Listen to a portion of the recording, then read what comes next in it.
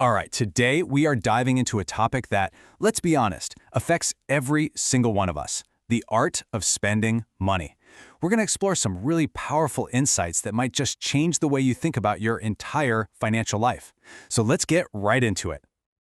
We've all heard that old saying a million times, right? Money can't buy happiness. But is that really the whole story?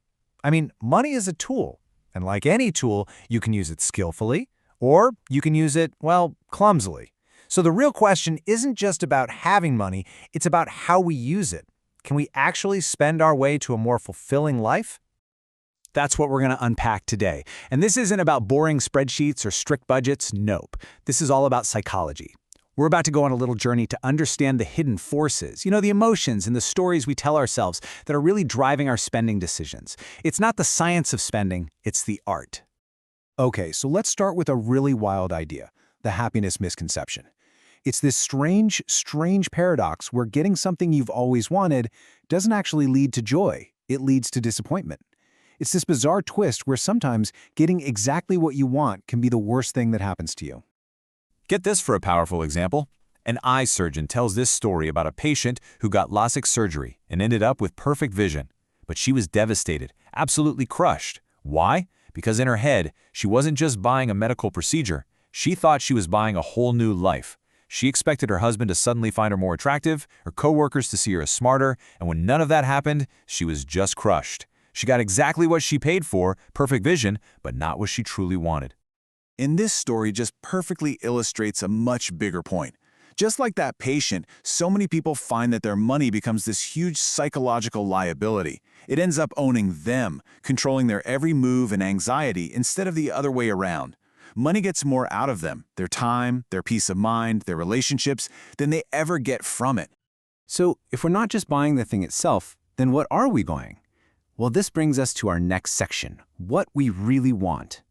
We've got to look underneath the surface of our purchases to figure out the hidden desires that are actually in the driver's seat. Think about it this way. On one side, you've got the physical object, right? The fancy car, the huge house, the designer watch. But on the other side, and this is what we're really chasing, is the feeling. We think that car is going to earn us respect. We think that house will bring us admiration. We think those clothes will get us attention, maybe even love. We're just using things as a shortcut to get to feelings. And you know what's crazy? This isn't some new age idea. We're not just talking about Instagram or modern consumerism here. Way back in 1759, the economist Adam Smith totally nailed it.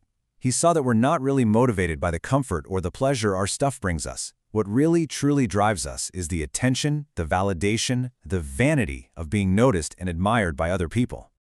Here's a perfect and kind of tragic example. A guy buys a $21,000 armchair, and when he sees the absolutely stunned faces of the valet staff, he says, "When you have money, this is what you're supposed to do." Just notice his words, not "I love this chair" or "it's so comfy." It was all about playing a part, doing what he thought society expected a rich person to do. So, this is the crucial question we have to ask ourselves. When we make a big purchase, is it because it actually lines up with our deepest values and brings us real joy? Or are we just checking a box, performing a role and doing what we think we're supposed to do? The answer can be, well, pretty revealing. This brings us to our next big idea, the contentment equation. This is where we stop diagnosing the problem and we start looking for a solution. It's about this really powerful shift in perspective, where the goal isn't just to have more, but to actually want less. There's this fantastic parable about this. An American businessman is on vacation in Mexico, and he sees a local fisherman with a small catch. The American is just horrified that the fisherman only works for a few hours a day. So he lays out this grand plan: work longer, buy more boats, hire a crew, build a massive fishing empire. The businessman promises him that if he does all this, in 10 or 15 years, he could retire a millionaire. The fisherman, he just listens patiently to this whole plan. And then he asks a simple, but really profound question. And then what? What would I do after I retire? And here's the punchline. The American describes this perfect retirement. You could sleep in, hang out with your family, read books, take naps, play guitar with your friends, and he's describing almost word for word the exact life the fisherman is already living. The fisherman already has the prize that the businessman is spending his entire life working to get. This story perfectly sets up one of the most important ideas in personal finance. Real wealth, it's not just the number in your bank account. It's the gap between what you have and what you want. You can become wealthier by either getting more stuff, sure, or by just decreasing your desires. Contentment, that feeling of having enough, that is the ultimate form of psychological wealth. But what about the people who do seem to have it all? You know, the billionaires, the celebrities. Surely their lives are perfect, right? Well, that brings us to our next section, everything you don't see. Because when we envy the rich, we are only seeing a tiny, carefully curated sliver of their lives. Just take a look at this number, 13. What do you think it represents? That is the number of divorces among the world's 10 richest men. Just let that sink in for a second. Yeah, it's a small sample size, but it is a startling reminder that having all the money in the world is absolutely no guarantee of success in the parts of life that truly matter, like love and partnership. Happiness depends on so much more than income. The legendary music producer Rick Rubin explains the psychology behind this perfectly. He says, when you're chasing a dream, you can always tell yourself, oh, I'll be happy when, but what happens when you get there? When you achieve it all, and you realize you're still the same person with the same anxieties, that's when a real sense of hopelessness can set in. The dream can't save you anymore. So how do we put all this together? How do we build what we can call the art of a rich life? Well, it's about consciously and intentionally aligning how we use our money with what truly, deeply matters to us. The writer David Brooks makes this brilliant distinction between two types of virtues. First, you have resume virtues.